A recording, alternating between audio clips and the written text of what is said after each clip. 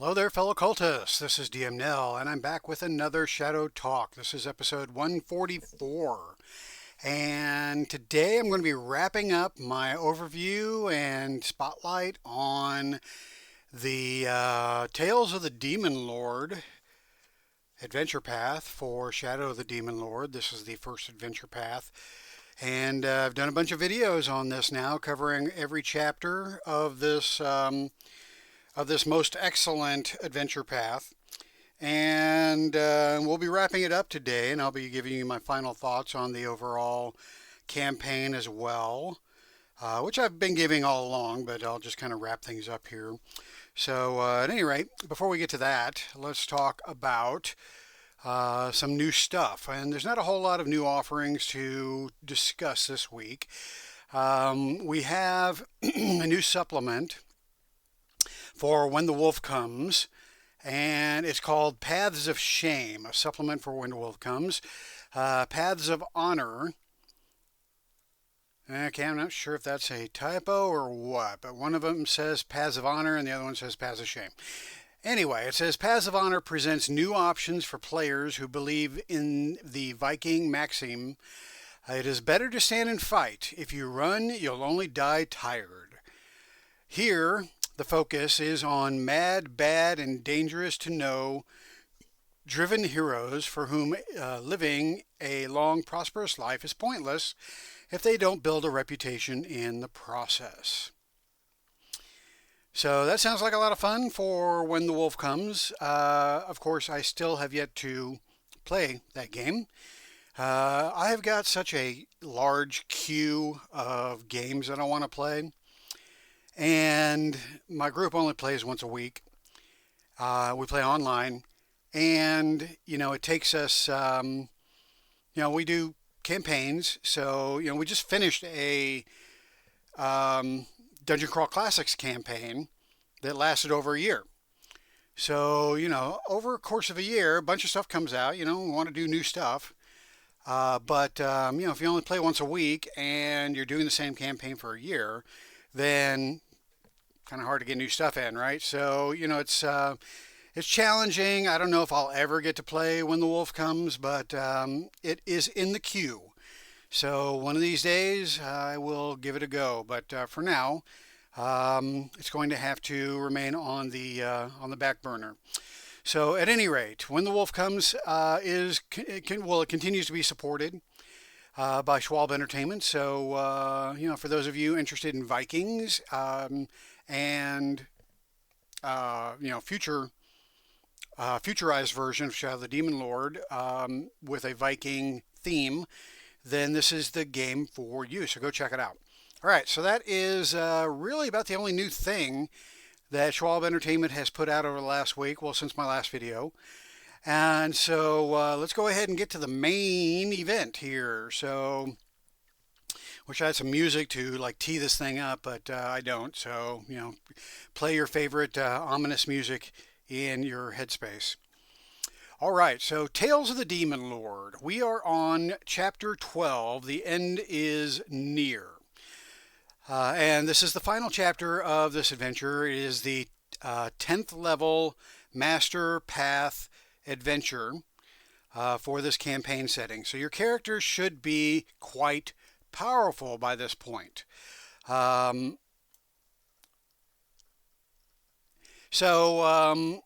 should really not be pulling any punches here. You should be throwing everything you can at them. And there's plenty in this chapter to throw at them. So here is the plot, essentially. Years of planning and countless sacrifices bring the Brotherhood of Shadows to the brink of success, ready to bring the eternal darkness screaming into this world and ushering in a new and final stage. One last incantation and the end of days begins. However, the world will not go quiet into the night as the characters undertake a final heroic effort to uncover and destroy the cult. The player characters complete this adventure when they kill the cult master Catandramus, recover the Eye of the Demon Lord, and save the world. So, yeah, there's that at stake. No pressure. And so this should wrap up the campaign nicely. It can end with the heroes successful, or it can end with Catendramus and the Brotherhood of Shadows being successful. Uh, and we will get to that here in a sec.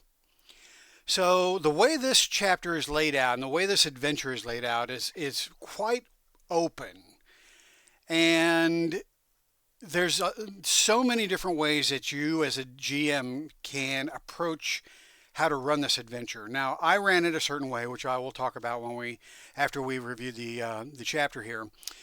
But the way it's laid out, you can run it a bunch of different ways. There's no set way to have this go, but there are certain things that happen during this chapter. Clearly, the Brotherhood of Shadows is active in finalizing the ritual that's going to destroy the world. And so while that's happening, your player characters have to figure out where he is, where the Brotherhood of Shadows is operating from, and attempt to stop them. But that's not the only thing that's happening, because you also have the Lady of Sighs and Sorrows, Lucretia, who is a vampire. She's in town, and she is also wanting to stop Catendramus, but in addition to that, she is wanting to reclaim her property, which is the Eye of the Demon Lord relic. And so she's pretty brutal in the way that she wants to reclaim her property. So that should present itself somehow here in the chapter, or in this adventure. So let me see what else we have. We have we have things going on in town that will help the PCs understand what's going on and where to go. So there are various items in this chapter to help guide you. So one thing that happens is that the mayor is killed. She's murdered. So the adventure begins when the characters are called to investigate the mayor's murder, whether through the group's contacts or based solely on the character's reputation. The crime occurs inside the mayor's residence in Gavel, a fine two-story house whose main floor is used for conducting business, with the upper floors used for living quarters. Investigating the residence might turn up some or all of the following clues. And there's a bunch of clues that are listed here. Each clue would potentially lead them to another part of the adventure that they can continue to discover what's going on. But the takeaway from this is that mostly it should lead them to Lucretia.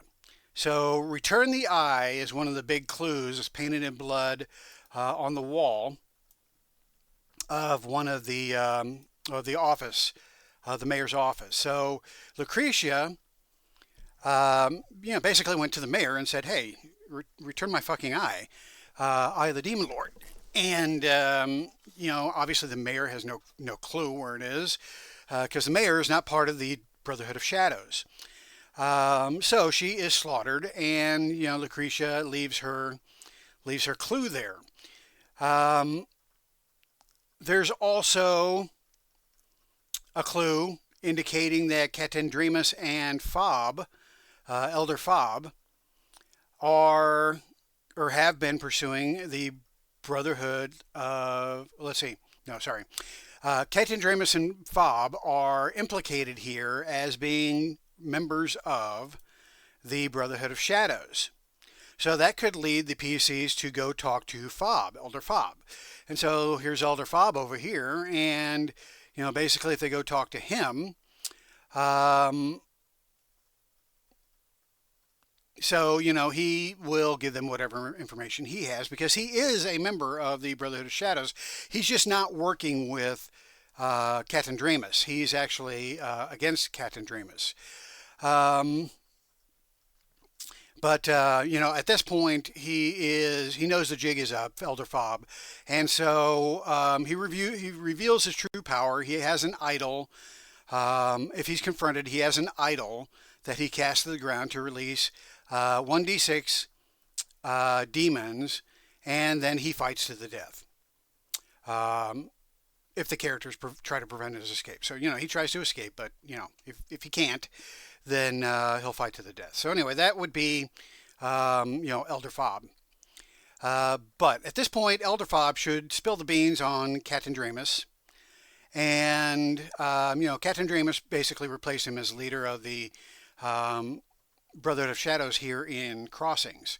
And so, that's why he doesn't dig Captain Dramus. So he might give up some information on Captain Dramus to the PCs at this point. But I don't think it doesn't say anything here as far as him knowing where Captain Dramus is doing his ritual. Although if you want to speed things up, you can definitely have Elder Fob say, hey, go over there. That's where the ritual is.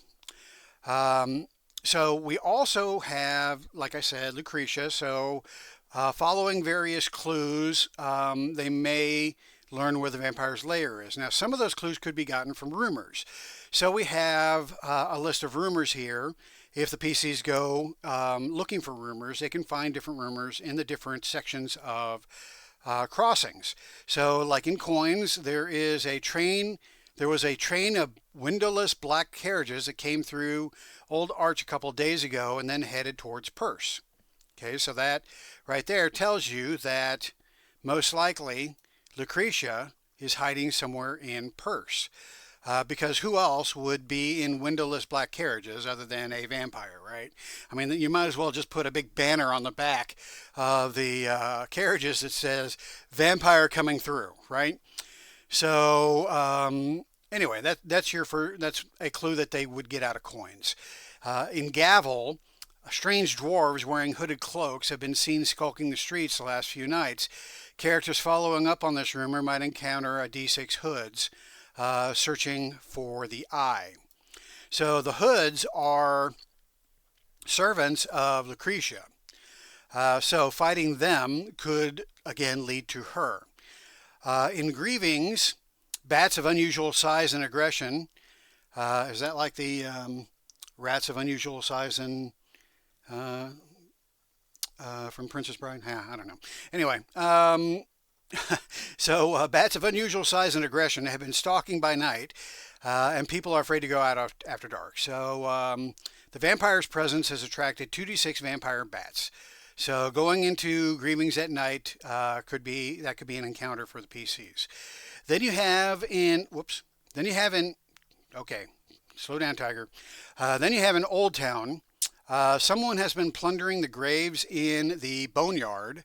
Again, characters following up on this lead encounter 2d6 ghouls working for the vampire that come to the graveyard to feed.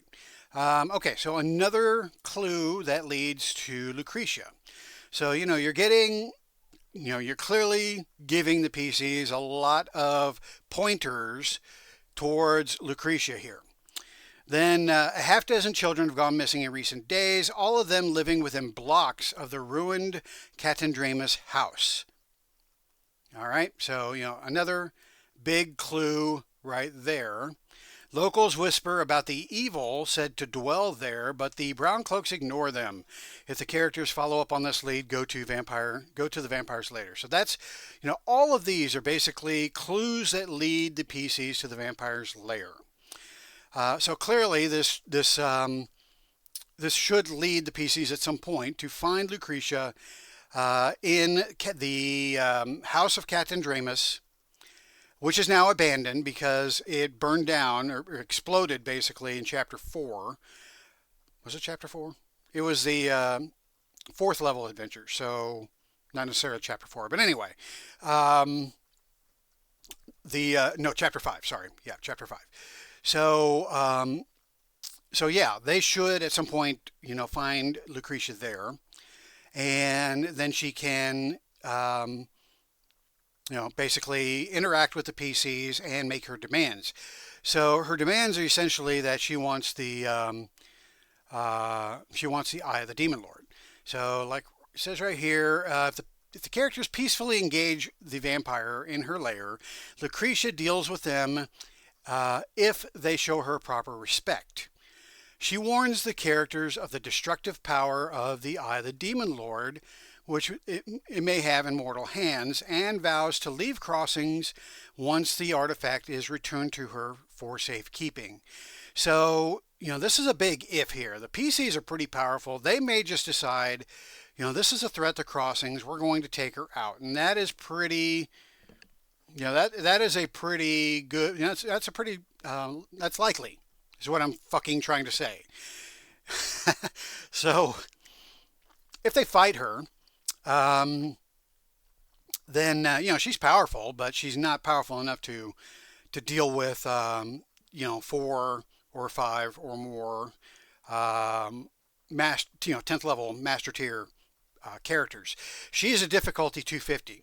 So, her power is significant, but she knows that she'll be outclassed once she engages with the PC. So most likely what I would do is I would have her actually maybe engage with the PCs for a round or two, realize that she's outclassed, and then have her escape in gaseous form.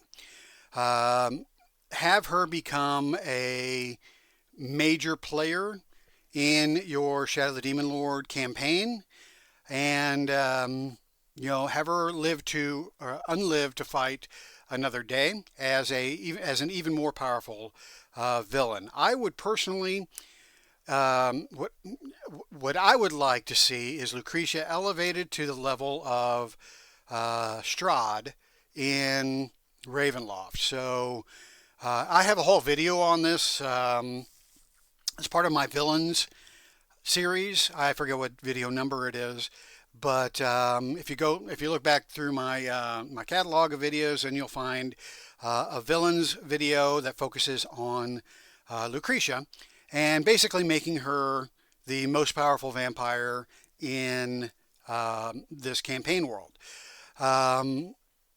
But you could also kill her off here. It's totally up to you guys, or how how you want to present this particular adventure. But her encounter should, at the very least, give the PCs the information that the Eye of the Demon Lord is, important. So that would be, again, the vampire's lair. Now, she's not there by herself. She's got 6 hoods, 6 ghouls. The place is also haunted by 1d6 phantoms. She sleeps in her coffin by day. By night, she scours the city for the missing artifact. So, yeah, it even says here, if she takes 20 or more damage, Lucretia uses flowing mist and flees the temple. She then takes revenge against the characters by killing their loved ones and allies in the city, doing her best to make the characters' lives miserable. But, that's kind of petty. I would personally have her escape, go back to her lair, and, plan a more appropriate revenge, because, she's a vampire. She lives freaking forever, so she can take 50 years to come up with her revenge plan. So at any rate, so that is that. All right, so at some point during this adventure, the PCs will discover where the Brotherhood of Shadows are working out of. So the Wizard's Peak is the tower of the most powerful wizard in town, whose name is Charybdis.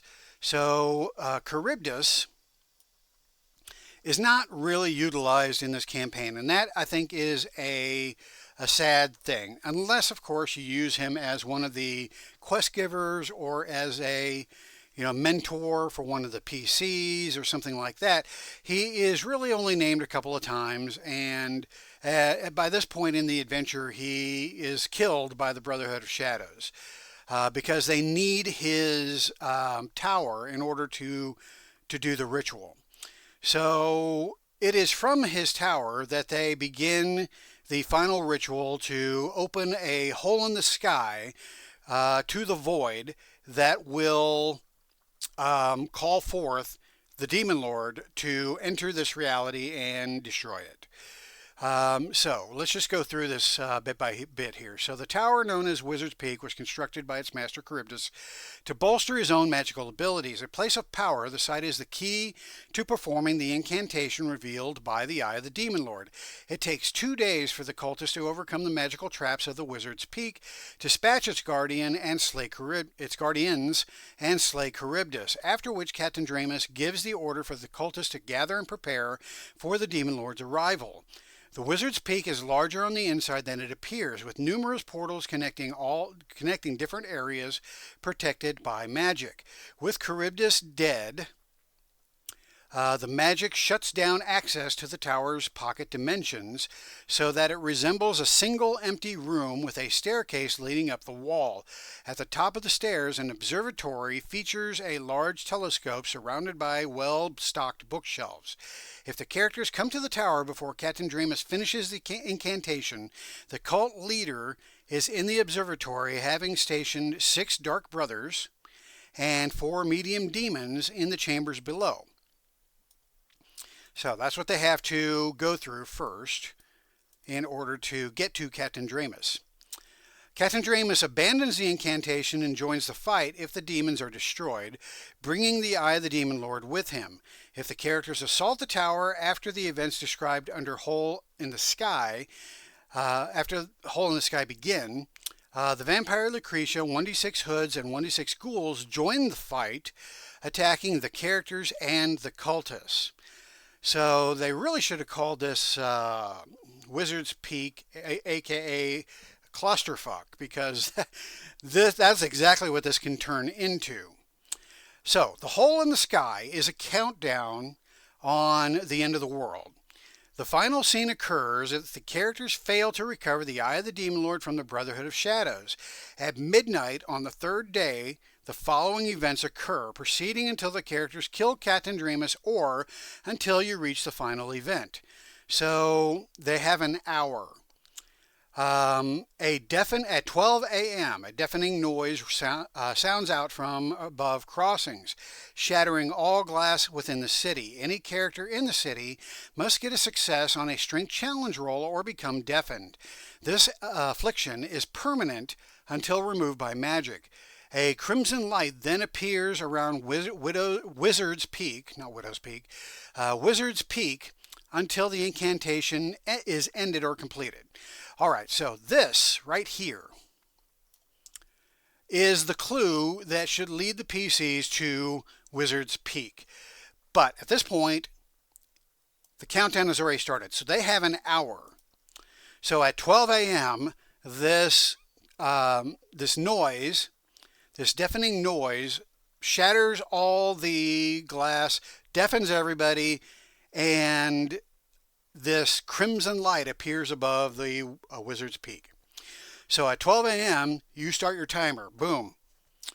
At 12:06, okay, so let's back up. At 12 a.m., where are the PCs? Are they talking to Lucretia? Are they still gathering clues throughout the city? Are they outside the city? You know, what is going on? It's up to you to decide where the PCs are when this countdown begins. I would have them at least be in the city, maybe not necessarily close to Wizard's Peak so that it takes some time for them to get there. But, you know, I would definitely have them still in crossing so they have a chance at least to stop the ritual. So that's at 12 a.m. At 12:06, the 6 fairy spires across the city emit a white-hot light that turns night to day. Any object or creature within 50 yards of a spire takes damage equal to its health and turns to ash. Any creature that can see one or more of the towers when the light first appears must get a success on a strength challenge roll or become blinded. This affliction is permanent until removed by magic. So, you know, the poor people of Crossings are deafened at 12 o'clock, blinded at 12:06. Then at 12:12, Each blazing spire looses a ribbon of light that drifts towards a point in the sky 600 yards above the city. When the ribbons meet, they form an undulating mass of vibrant color. Then at 12:18 a.m., a blot of darkness appears in the center of the colorful mass, heralding the arrival of the void. Anyone looking at the darkness can see a massive, baleful eye peering out from within and must make a will challenge roll with 3 banes. On a failure, the creature gains 2d6 insanity. All right. So, people of Crossings are deafened, blinded, and now they go crazy. At 12:24, from out of the widening darkness, 1d6 tiny demons with the flyer trait descend on Crossings and attack any creatures they encounter. So imagine at 12 o'clock, the PCs are somewhere in Crossings and they're trying to get to Wizard's Peak. If it takes them 24 minutes, they will be attacked by D6 tiny demons. Also keep in mind that the PCs might be attacked by the vampire bats that Lucretia's presence has brought here. Then at 12:30, following the first demons, 2d6 small demons join the assault. So the PCs may finish with the tiny demons, get closer to the Wizard's Peak, and then have to fight 2d6 small demons. And then at 12:36, 3d6 medium demons pop out of the hole, and again, this might be another fight that they have to encounter before they get to Wizard's Peak. Then at 12:42 a.m., the PCs would probably have to fight 3d6 large demons. All right, so by this point, PCs should be pretty beaten up. Then at between 12:48 and 12:54, another 3d6 tiny demons, small demons, medium demons, and large demons descend upon the city. By this point, they should probably be at Wizard's Peak. So this may not happen. You may have to fight through a few of them to actually get inside Wizard's Peak, but that would be a pretty tough fight right there. At that point, they should actually get in the tower. The countdown is on. You can tell that the hole is widening. You may even show them the cover of the adventure module, and tell them that an impossibly large eyeball is peering through the hole, and you can suggest that may be the eye of the demon lord, not the artifact, not the relic, but the actual eye of the demon lord peering through the hole in the sky. That's totally what I would do.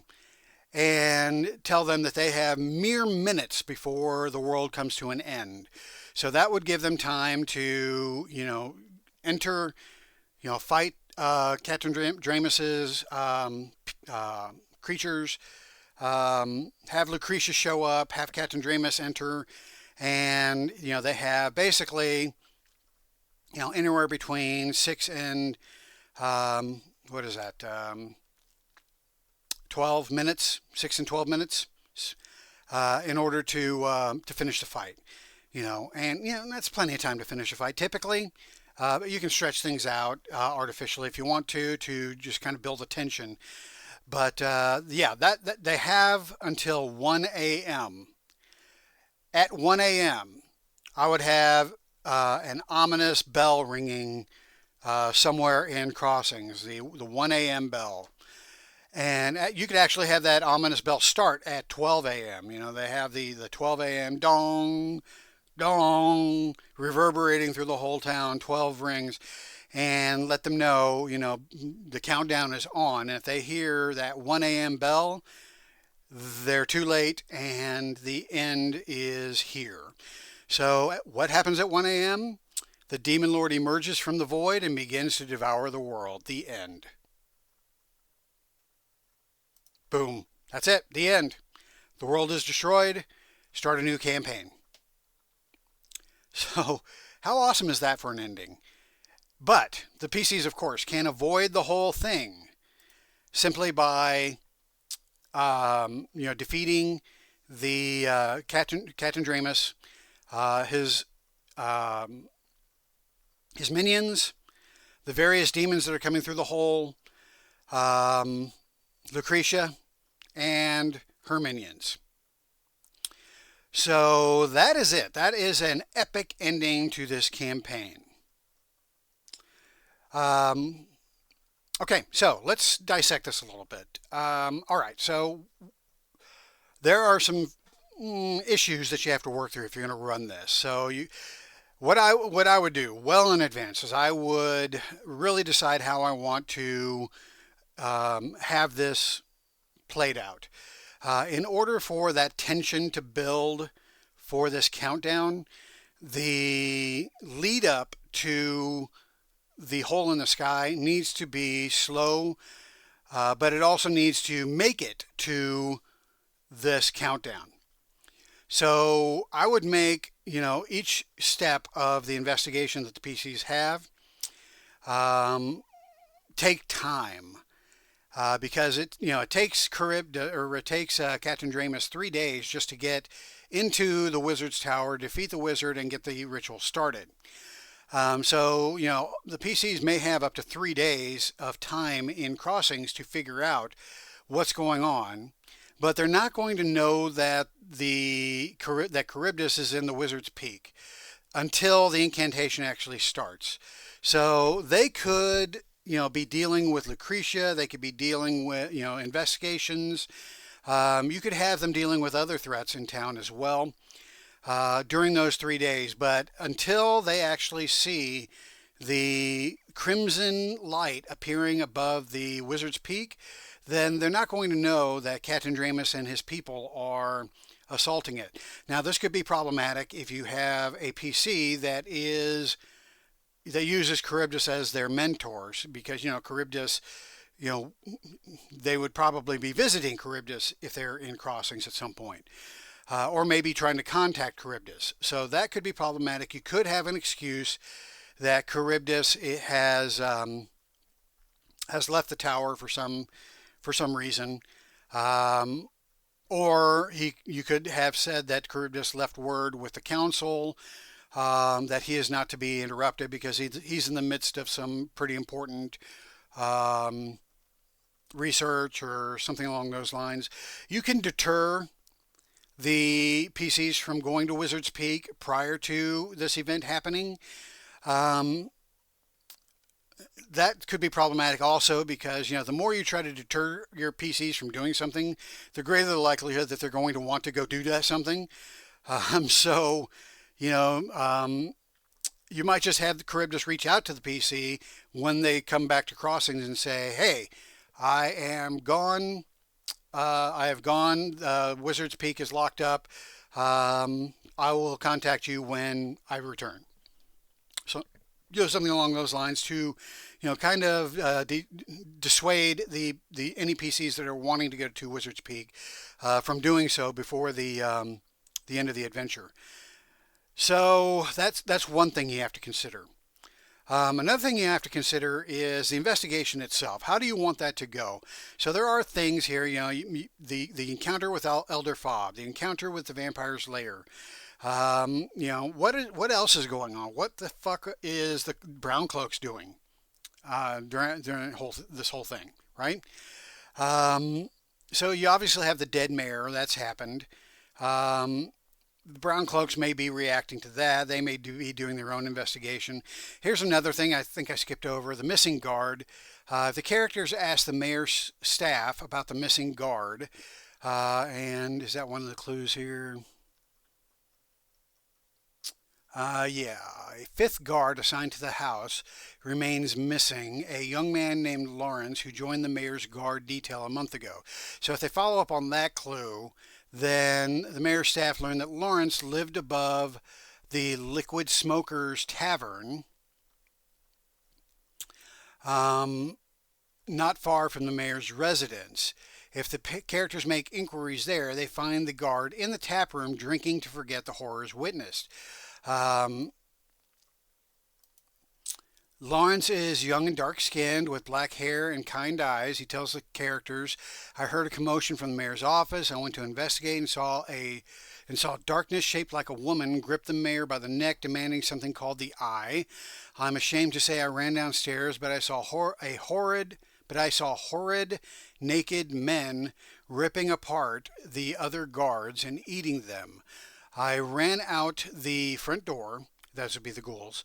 I ran out the front door and have been here ever since. Okay, so this is yet another clue leading to Lucretia. So really the bulk of the 3 days could be spent investigating the death of the mayor, which could lead to Elder Fob, which eventually will lead to the vampire's lair, and all that can take some time. Of course, Lucretia should escape here. It suggests to have her show up at Wizard's Peak, but I wouldn't do that. I would just have her leave. There's plenty other things the PCs can be fighting here. And you don't need to bring Lucretia and her cadre into that fight. I would just make it about demons and cultists at the Wizard's Peak.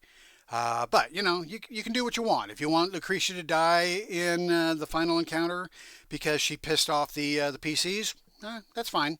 That'll work too. Okay, so there are more murders if you want to increase the investigation.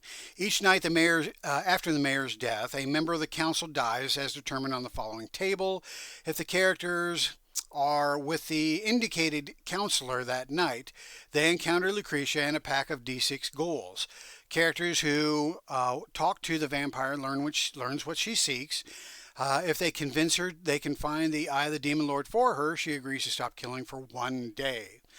So, you could have the PCs talking to Elder Fob when Lucretia shows up to kill him, if you want to, or one of the other council members. Each new crime scene is similar to that scene in the mayor's office, complete with bloody message, introduce additional clues and witnesses to direct the characters to the vampire as you choose.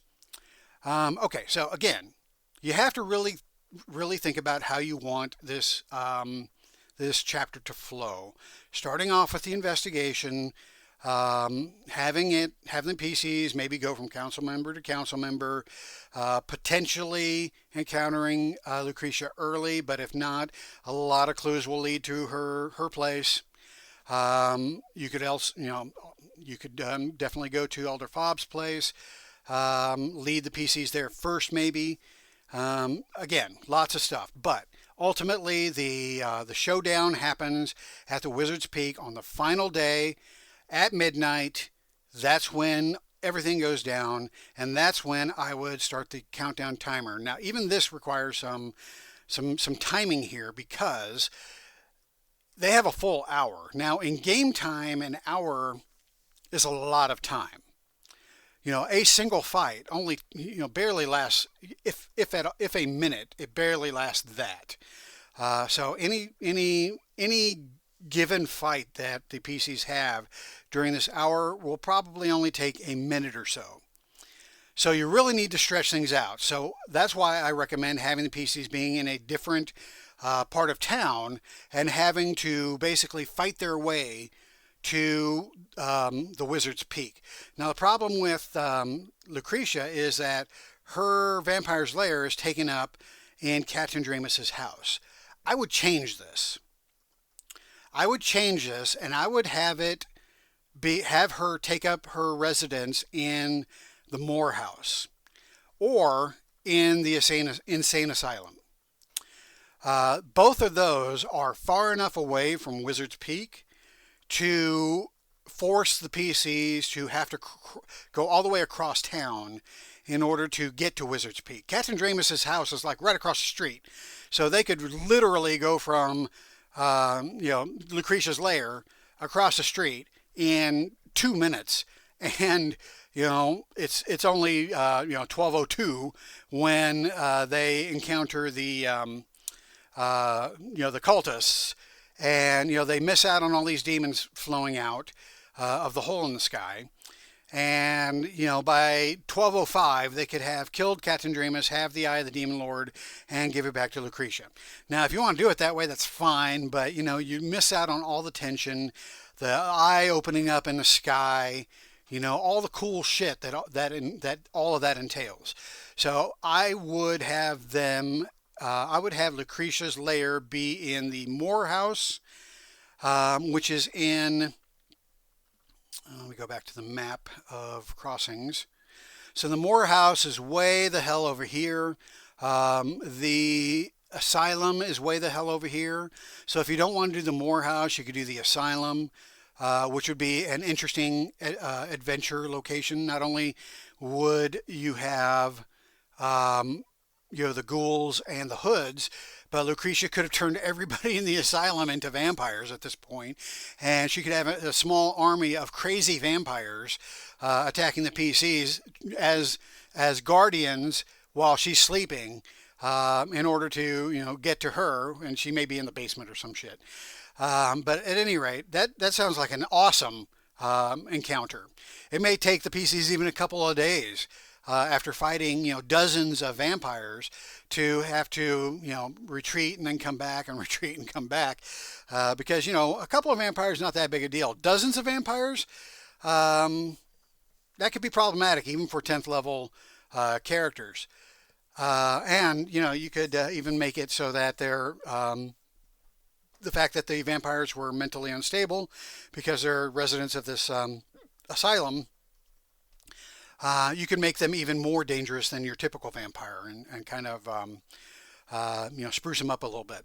But at any rate, I would have Lucretia's lair be way the hell over here, and then have the PCs have to cross not only their that district, but they have to get way the hell over here. Wizard's Peak is right here.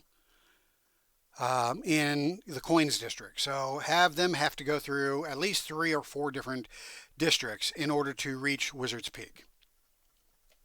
That's what I would do. My recommendation, but do what you will.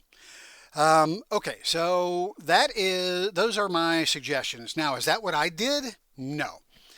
It's not what I did. So how my adventure culminated was completely different. I actually had another threat happening simultaneous to the Brotherhood of Shadows threat. So, and I mentioned this in previous videos. So I had throughout my campaign, I had foreshadowed the approach of a legion of orcs sent by Emperor Drudge to secure the Northern Reach. So earlier in the campaign, I had them reach Sixton, secure Sixton, which wasn't too difficult because the Emperor's provisional Sixton is the provisional capital of the Empire in the Northern Reach. So shouldn't have really been too difficult to secure Sixton. But from Sixton, then they start spreading out. And crossings would be the next large settlement near Sixton to tackle. So, I've been foreshadowing that approach. So at the end of the previous adventure, which was the Prince of Darkness, I had the PCs arrive back in crossings with this legion of orcs surrounding the city. So the PCs show up with this big ass iron what the hell is it called? Iron Titan, and they give it over to the town council to help protect the city. So the city's militia has already been called up, and they are prepared to fight off the legions of the orcs. They have an Iron Titan, and there might be some other things that the town has prepared for its defense, because again, this has been coming. Rumors of this have been reaching crossings, and the city has been preparing. So I had that be a distraction. So that explains what the brown cloaks are doing. That explains the distraction of the town council, and all that stuff. I didn't have the mayor slaughtered by Lucretia.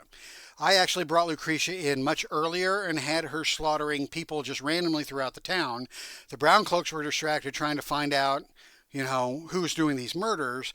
But then the approach of the Orc Legion forced them to abandon that.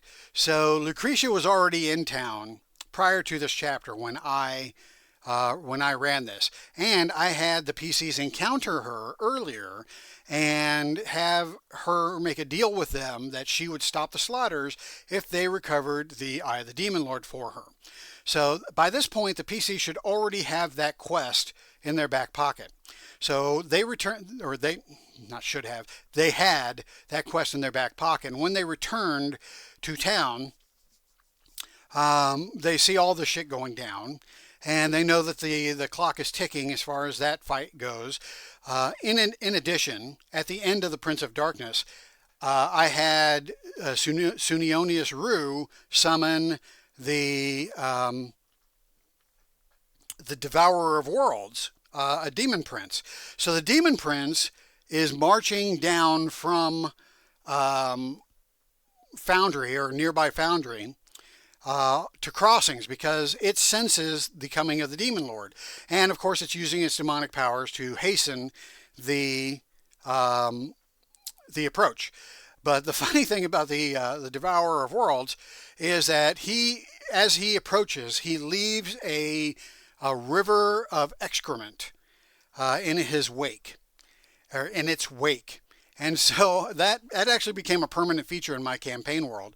As the Devourer of Worlds approached crossings, it left behind a river of demonic excrement, and that river remains to this day in my campaign. It has ruined the surrounding area, but it's a permanent feature now in my campaign. So the PCs have, the approach of the Orc Legion, or not the approach, the encampment of the Orc Legion. They have Lucretia breathing down her neck. They know that the Catandramus is working on something, and that's going to come to a head here pretty soon. So I had the orcs waiting, and I had, Lucretia showing up again, reminding them if they need to find her, find the Eye of the Demon Lord, she's going to start slaughtering. And so when the final day came, the ritual began. The red glow started, but I didn't have it at Charybdis's peak. I actually had it in the middle of town, in the town square. And so I had, a bunch of cultists around the town square. I had Catandramus in the middle of it, and then the red glow happened above. The countdown started. The PCs went and fought Catandramus and killed him. But I didn't use the countdown as written. So because I had these other threats going on, and the Devourer of Worlds showed up. The orcs are fighting the town guards on the outside. The PCs are fighting Catandramus. They kill Catandramus. They get the Eye of the Demon Lord. Lucretia shows up. The PCs make good with their deal. They gave Lucretia the Eye of the Demon Lord. She honors her deal. She leaves. That leaves the PCs free to deal with the approaching Demon Prince. Which he shows up, the orcs freak out, they scatter to the winds. Of course the demon is like, just slaughtering orcs and the crossings militia left and right. So the PCs now have to deal with this demon prince. So even being 10th level, they are in no way, shape, or form able to deal with a demon prince. Demon princes are difficulty 1000, right? So without an ace in the hole, they would not be able to deal with the demon prince without being slaughtered. However, they have an ace in the hole that they received from the Prince of Darkness adventure, and that is the Sword of Unmaking. So they have the Sword of Unmaking in their possession. They go to confront um, the Prince of Dark, the not the Prince of Darkness, the Demon Prince, Devourer of Worlds. And I actually changed up the rules for the Sword of Unmaking, and I had it so that if they, and I forget exactly what it was, but if they rolled a certain thing, then it would unmake whatever it was that they struck, including demon princes. But there's also a chance that it could unmake the wielder. So they knew this, so they had to figure out who was going to wield it. So they gave it to the tank, and so they also had to figure out how to get to the demon prince, because this demon prince is just, it's a titan, right? It's a ginormous creature. They had a flying carpet by this point, so they used the flying carpet to fly above the Devourer of Worlds, and the character holding the Sword of Unmaking, I think, dropped on top um, of the Demon Prince, and they rolled what they needed to roll in order to affect the unmaking. The Demon Prince was unmade. They had to roll to see if they themselves were unmade. They successfully prevented themselves from being unmade. And that was the climax to my campaign. The destruction of the Demon Prince. Okay, so let me back up a little bit. So Captain Dramus had successfully started the ritual. So by this point, the Eye of the Demon Lord did its thing. The ritual was underway. Nothing was going to stop it. Especially in the presence of a demon prince. So, the demon prince now pretty much was keeping the ritual going. And so the eye appeared. The demon prince was, awaiting the arrival of his master. The ritual is already completed, so the PCs had to destroy the demon prince in order to close the eye, or close the hole in the sky. So by unmaking the demon prince, that also served to unmake the ritual, and that closed the eye, or the hole in the sky, forcing back the demon lord and giving Earth another chance to survive for another day. So that's what happened in my campaign. I think if I had to do over again, I would probably go closer to how it's written in this chapter. But I really wanted to use a Demon Prince, because the supplement with the Demon Princes, which I can never remember the name of that supplement. Yeah, here it is. The Hunger in the Void. Hunger in the Void is the name of that supplement. It's got Demon Princes statted out in here, and the Demon Prince stat block is pretty brutal. Yeah, there's no way they would have defeated this Demon Prince. But at any rate, so that's how I would do it if I ran this adventure again, which I hope to do so again someday. All right, so my final thoughts here. I think this is a wonderful adventure path.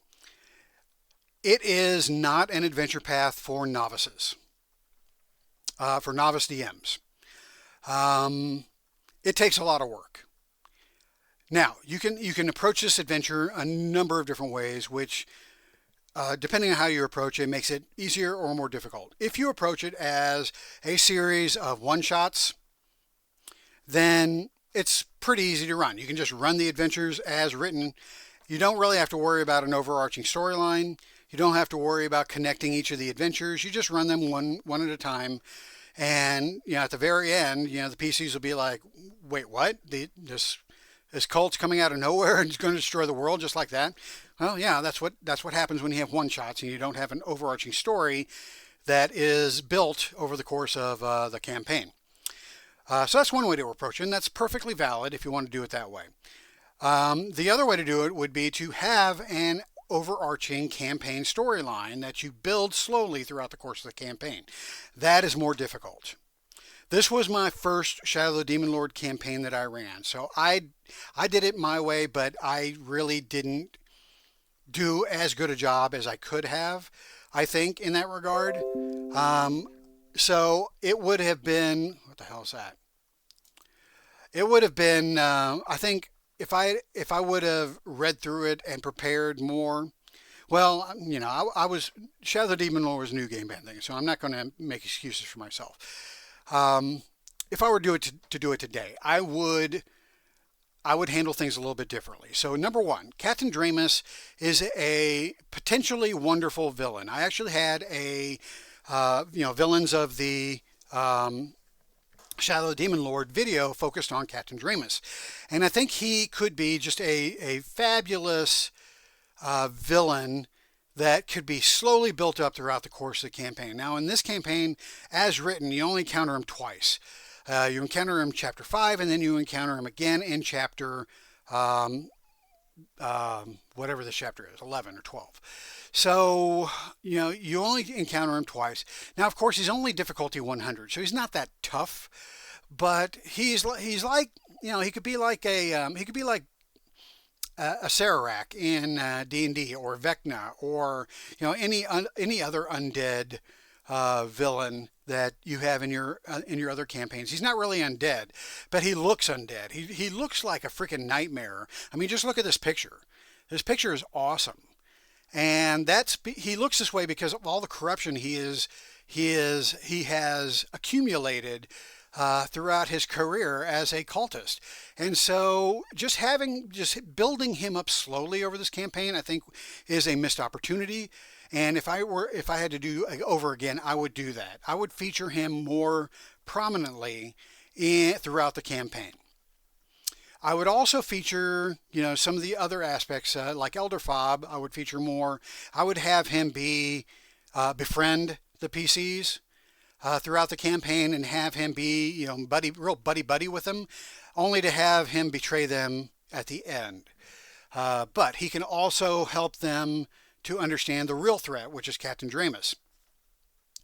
Again, Lucretia is a fantastic,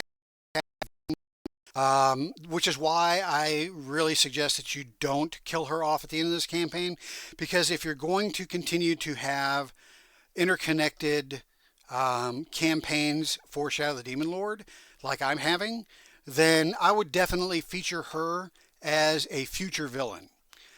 In the same vein as get it? In the same vein as Strahd is in Ravenloft, or Curse of Strahd. Lucretia could be a fantastic villain, and I would save her for that. So what else would I do differently here? I would keep all of the adventures intact. I would not vary from the adventures like I did in my campaign.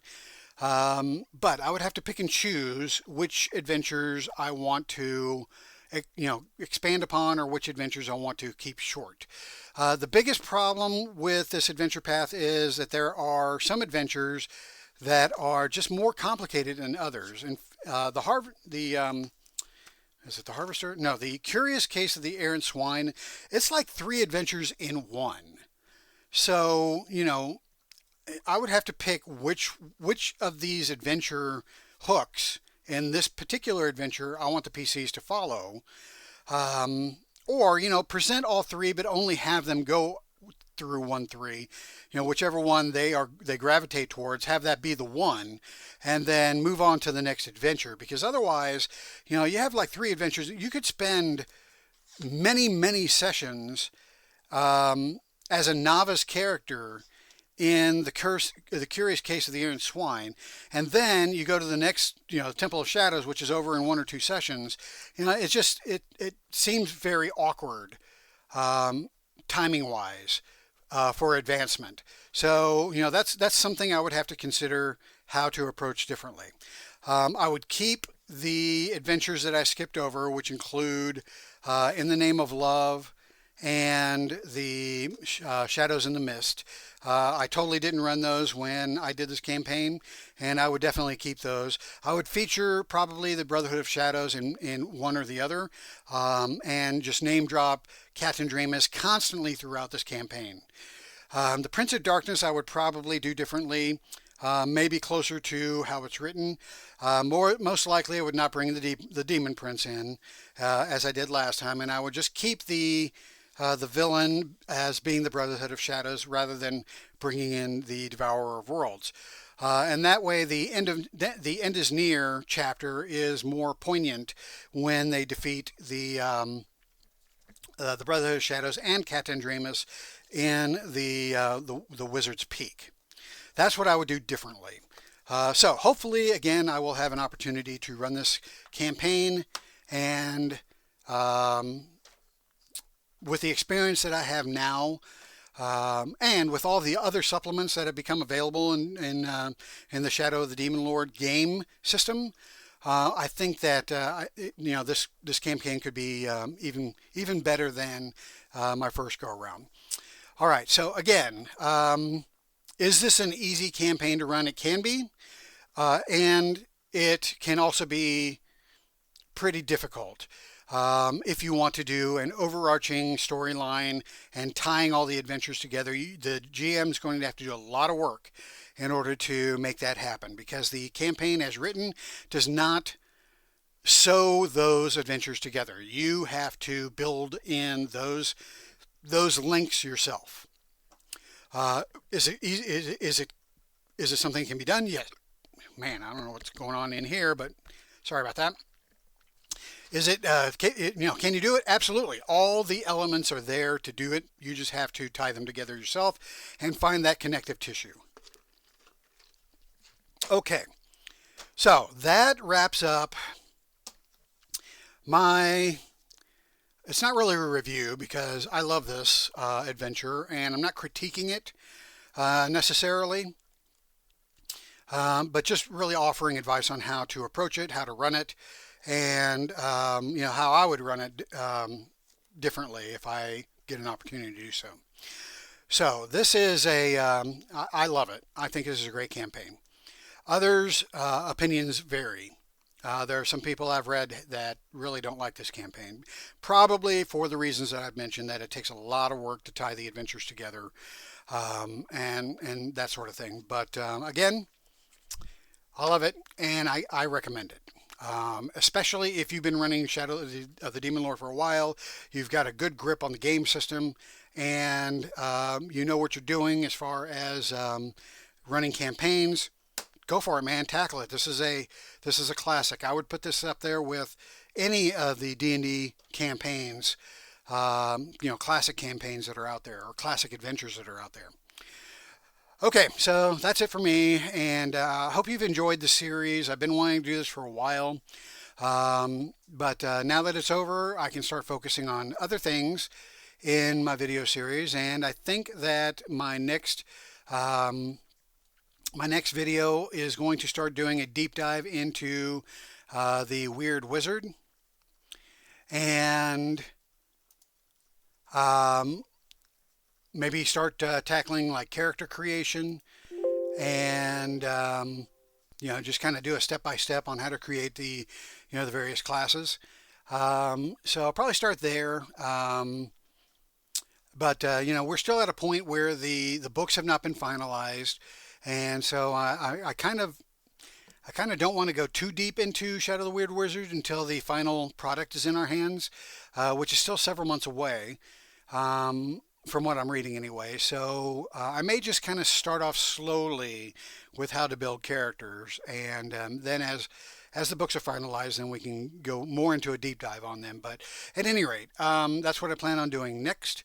I also have my 150th video coming up. This is 144, so that's 6 videos away. Not sure what I'm going to do with that. Might do another adventure. I don't know. I really don't even know how long I'm going to keep these videos going. But at any rate, that's my plans going forward. So we'll see what happens. I can change my mind because I'm fickle like that. But at any rate, I love this game. I hope you guys love this game as well. Always doing my part to try to evangelize it and get people to give it a chance, because in my opinion it is a well-designed game. It does a lot of things really well. Is it dark? Absolutely. But that's why we have Shadow of the Weird Wizard, to take away the darkness and make it more of a heroic game. And I'm going to start delving into that as soon as the rule books are finished, and we'll see how that scratches the typical heroic fantasy itch. So there we go. All right, so my job here is done. I want to thank you for watching once again. If you like these videos, if you find them helpful, yada yada yada, the usual YouTuber, begging for subscribers, tagline right here. So subscribe to my videos, hit that bell icon so you can get reminded of when a new video comes out. All the things. And again, just to pimp my own products, I have Shadow the Demon Lord specific virtual tabletop tokens that I sell on DriveThruRPG. Not DriveThruRPG. What am I talking about? I sell them in the Roll20 marketplace, which is funny because I don't use Roll20 anymore for Shadow the Demon Lord, but it was easy to set it up there. I actually use Foundry, and I will be doing future videos on using Foundry for both Shadow the Demon Lord and Shadow the Weird Wizard. But at any rate, my tokens are for sale in the Roll20 marketplace. Just do a search for DMNL, and you'll see all 8 token packs for sale there. So if you play virtually like I do, and you want to use tokens that actually look like the monsters that are in Shadow the Demon Lord, then you can find them in my token packs. And I also have just standardized monsters that can be used in any fantasy RPG. So go out there, they're reasonably priced, and throw a coin or two to your Witcher. So that's it. I'm finished. Thank you for watching, and hail to the Demon Lord. How do I turn this damn thing off?